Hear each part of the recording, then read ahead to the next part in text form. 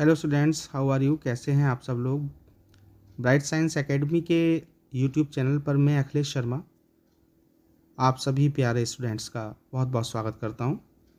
तो स्टूडेंट्स, जैसे कि आप जानते हैं कि बोर्ड की परीक्षाएं भी चल रही हैं और साथ ही साथ कुछ कॉलेजों में लोकल एग्ज़ाम भी आपके स्टार्ट हो चुके हैं।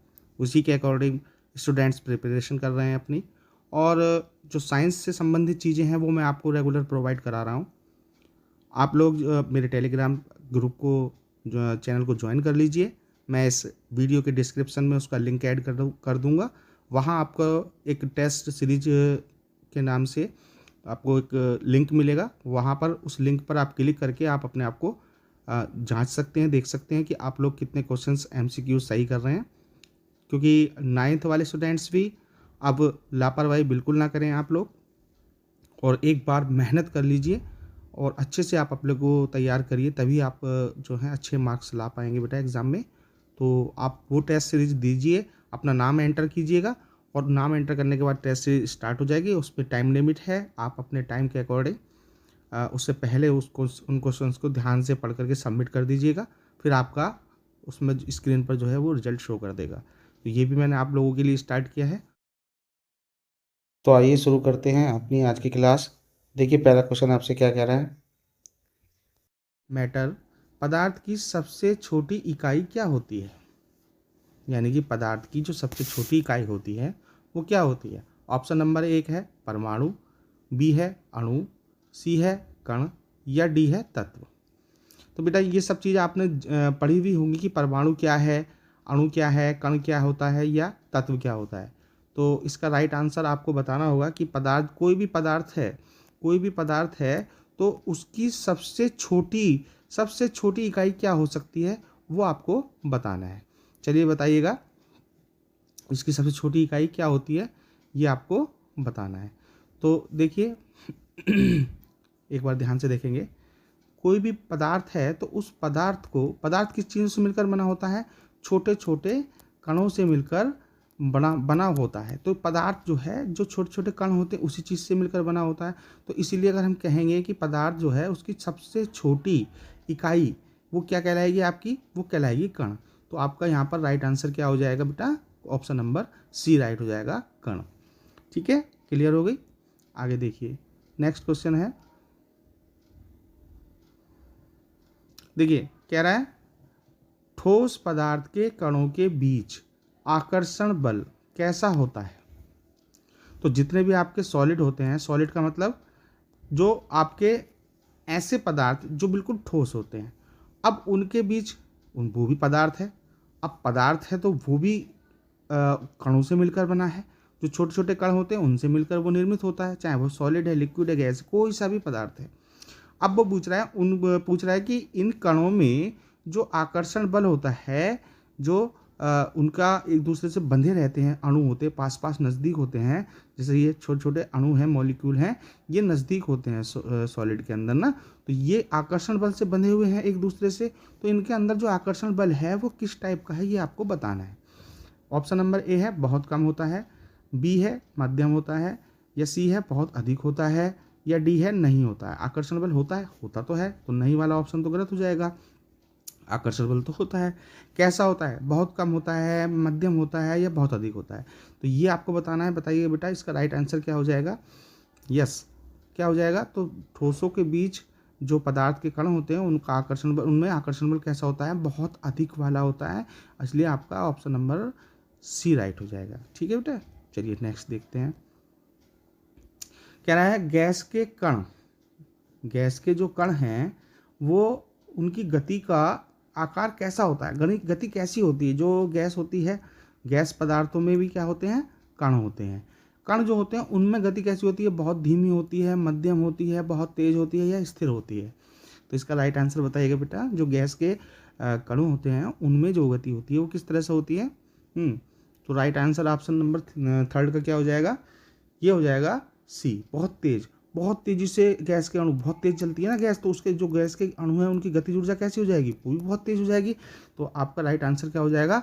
ऑप्शन नंबर सी राइट हो जाएगा। ठीक है, चलिए नेक्स्ट देखते हैं। क्वेश्चन नंबर 4 देखते हैं। कह रहा है निम्न में से कौन सा पदार्थ ठोस है? वैसे भी आप जानते होंगे, हवा है, पानी है, पत्थर है, धुआं है। तो ठोस पदार्थ कौन सा हो जाएगा? इसमें तो दिमाग लगाने की जरूरत नहीं है, पत्थर ही हो जाएगा, जाहिर सी बात है। नेक्स्ट नेक्स्ट क्वेश्चन देखिएगा, कह रहा है द्रव की मुख्य विशेषता क्या होती है?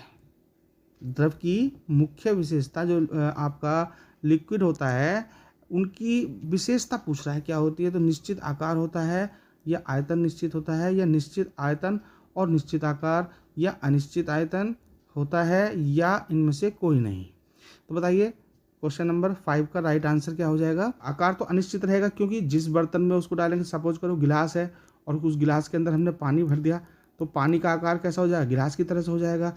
और कोई बहुत चौड़ा बर्तन है, टब वगैरह है, उसके अंदर हमने लिक्विड पदार्थ भर दिया, तो वो उसकी आकृति ले लेगा। तो इसका मतलब आकार तो उसका अनिश्चित होता है, और जो आयतन जो होता है उसका, वो वॉल्यूम कैसा होता है? वो निश्चित होता है। तो आप हमेशा ध्यान रखेंगे कि द्रव पदार्थों में आयतन निश्चित होता है और आकार उसका अनिश्चित होता है। जिस बर्तन में डाल देते हैं वो उसी तरह का आकार ग्रहण कर लेता है। तो राइट आंसर आपका ऑप्शन नंबर बी हो जाएगा। चलिए नेक्स्ट देखिए, ये क्वेश्चन आप नोट कर लीजिएगा कहीं पर, ये आपको बहुत ही काम आएंगे। देखिए नेक्स्ट क्या कह रहा है, क्वेश्चन नंबर 6 कह रहा है गैस का आयतन कैसा होता है? निश्चित होता है, अनिश्चित होता है, स्थिर होता है, या इनमें से कोई नहीं। तो बताइएगा गैस का आयतन कैसा होता है? तो ये होता है आपका अनिश्चित। राइट ऑप्शन हो जाएगा आपका ऑप्शन नंबर बी।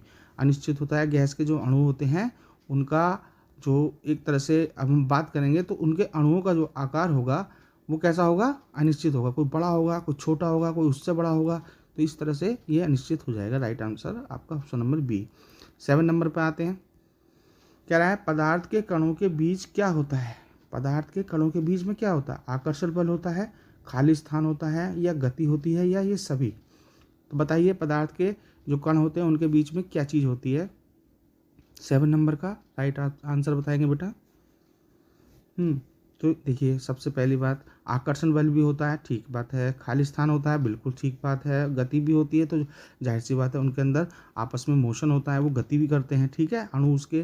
तो ये आपका राइट आंसर हो जाएगा ऑप्शन नंबर डी, ये सभी। ओके चलिए नेक्स्ट देखते हैं। 7 के बाद 8 नंबर क्या कह रहा है आपसे, निम्न में से कौन सा द्रव है? जाहिर सी बात है, ये तो आप जानते होंगे, दूध द्रव है। मिल्क कैसा है? आपका लिक्विड है। पत्थर सॉलिड है, लकड़ी सॉलिड है, और लोहा सॉलिड है। तो लिक्विड कौन सा हो गया? दूध, यानी कि आपका मिल्क जो है राइट ऑप्शन नंबर ए हो जाएगा। नेक्स्ट देखते हैं 9 नंबर क्या है, गैस को द्रव में बदलने की प्रक्रिया क्या कहलाती है? गैस को द्रव में बदलने की प्रक्रिया आपकी क्या कहलाती है? यस बताइए, बाष्पीकरण कहलाती है, संघनन कहलाती है, गलन कहलाती है, या ऊर्ध्वपातन कहलाती है? बताइएगा।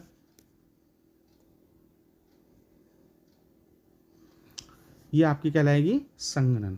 जो गैस के अणु होते हैं उनको जो द्रव में बदलने की प्रक्रिया होती है वो आपकी क्या कहलाती है? संघनन।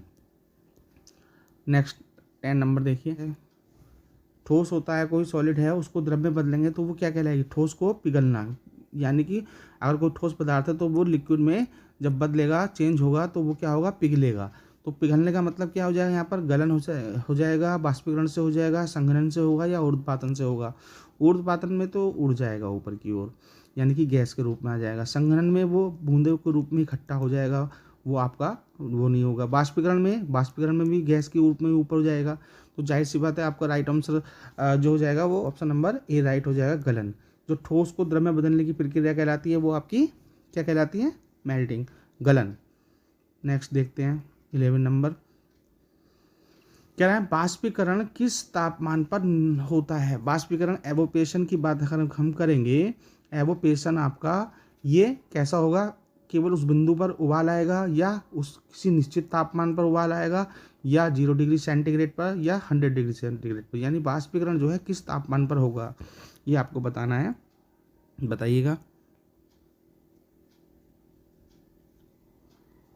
तो ये आपका किसी भी तापमान पर बाष्पीकरण की प्रोसेस चल सकती है। तो राइट आंसर आपका हो जाएगा ऑप्शन नंबर बी राइट हो जाएगा, किसी भी तापमान पर एवोपेशन हो सकता है। नेक्स्ट देखते हैं, निम्न में से कौन सा ऊर्ध्वपातन का उदाहरण है? कई बार मैं एग्ज़ाम में बता चुका हूँ, क्लास में ही बता चुका हूँ, ये आपको बहुत ही इम्पोर्टेंट क्वेश्चन है जो आप पढ़ते भी हैं। कपूर कैसा होता है, पानी कैसा होता है, दूध कैसा होता है और तेल कैसा होता है। इनमें से जो उड़ने वाली प्रक्रिया है गैस की तरह से, यानी कि डायरेक्ट बिना द्रव में बदले, उसको क्या कहेंगे हम, गैस में बदलने की प्रक्रिया, वो आपकी क्या कहलाती है, ऊर्ध्वपातन, सब्लिमेशन। तो सब्लिमेशन कपूर में होता है, तो राइट आंसर आपका ऑप्शन नंबर ए हो जाएगा। नेक्स्ट देखते हैं, 13 पे आते हैं। पदार्थ की कौन सी अवस्था में कण जो हैं सबसे दूर होते हैं। पदार्थ की कौन सी अवस्था में कण दूर होते हैं, ठोस में होते हैं, द्रव में होते हैं, या गैस में होते हैं, या प्लाज्मा में होते हैं। तो राइट आंसर बताइएगा बेटा क्या हो जाएगा इसका।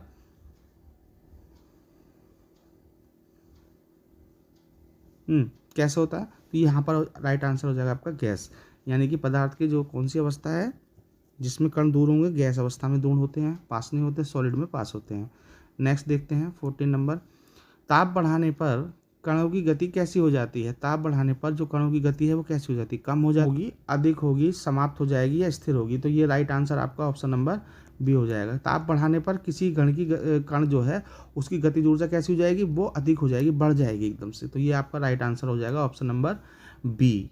ठीक है, अधिक। चलिए नेक्स्ट देखते हैं 15 नंबर।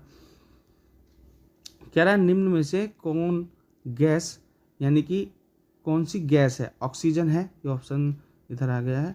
नंबर 1 है आपका ऑक्सीजन, लोहा, पानी, नमक। तो आप जानते होंगे ऑक्सीजन जो है वो एक गैस है। नेक्स्ट देखते हैं 16। द्रव का आकार कैसा होता है, ये आप बताइएगा। द्रव का जो आकार होता है वो कैसा होता है, निश्चित होता है, बर्तन के अनुसार होता है, स्थिर होता है, या इनमें से कोई नहीं। तो अभी मैंने आपको बताया है द्रव का आकार कैसा हो जाएगा, तो आकार उसका अनिश्चित होता है, निश्चित तो हो नहीं सकता। निश्चित क्या, जिस बर्तन में भरेंगे उसको, तो बर्तन के अनुसार। राइट आंसर आपका क्या हो जाएगा, ऑप्शन नंबर बी हो जाएगा। 17 देखिए, कह रहा है गैसों को आसानी से क्यों दबाया जा सकता है, क्योंकि उसके कण दूर दूर होते हैं, कण पास पास होते हैं, कण स्थिर होते हैं, या कण भारी होते हैं। बताइए बेटा इसमें 17 का राइट आंसर क्या हो जाएगा। ऑप्शन नंबर ए राइट हो जाएगा। कण जो हैं वो दूर दूर होते हैं, किसके, गैस के। अभी बताया ना मैंने, एक कण छोटा है, एक बड़ा है, वो एक दूर है, तो इनके कण दूर दूर होते हैं, तो इसीलिए उसको आसानी से हम दबा सकते हैं, उसमें बीच में गैप रहता है। 18 देखिए, कह रहा है उबलने की प्रक्रिया क्या कहलाती है। उबलने की प्रक्रिया क्या है, द्रव से गैस का बनना, गैस से द्रव में परिवर्तन होना, या ठोस से द्रव बनना, या द्रव से ठोस का बनना।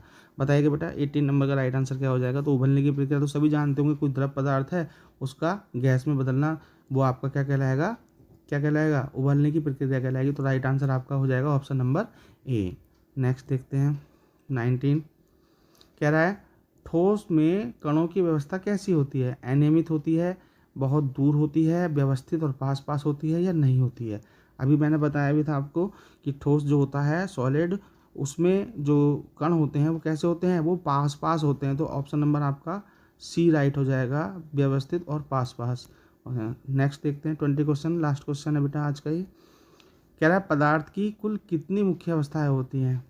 वैसे तो मेनली अगर बात करी जाए तो 3 अवस्थाएं होती हैं, ये आपका राइट आंसर हो जाएगा, सभी जानते हैं। लेकिन और 2 अवस्थाएं जोड़ी गई हैं वैज्ञानिकों ने, तो मेनली क्या होता है 5 अवस्थाओं में हम, जैसे प्लाज्मा हो गया आपका, तो प्लाज्मा भी एक अवस्था है। ये पदार्थ की कुल अवस्थाएं तो आगे जाके मिलेंगी आपको, 5 होती हैं, लेकिन अब अभी आपका राइट आंसर इसमें हम 3 ही लगाएंगे, क्योंकि 3 अवस्थाएं बच्चे पढ़ते हैं, सॉलिड, लिक्विड, गैस। ठीक है, सॉलिड, लिक्विड और गैस। तो ये आप मेनली 3 होती हैं, इसके बारे में मैं आपको बताऊंगा आगे। तो देखिए फ़िलहाल यही 20 क्वेश्चंस थे जो बहुत ही इजी हैं, और बच्चे जो हैं थोड़ा सा कभी कभी जल्दबाजी में पढ़ते हैं नहीं ध्यान से, और उस क्वेश्चन को गलत कर देते हैं एग्ज़ाम में भी। तो बहुत इजी क्वेश्चन है बेटा, आप लोग जो है इनको नोट कर लीजिएगा। और मैं आपको टेलीग्राम ग्रुप का चैनल का अपने लिंक प्रोवाइड करा दूंगा इस वीडियो के लास्ट में डिस्क्रिप्शन।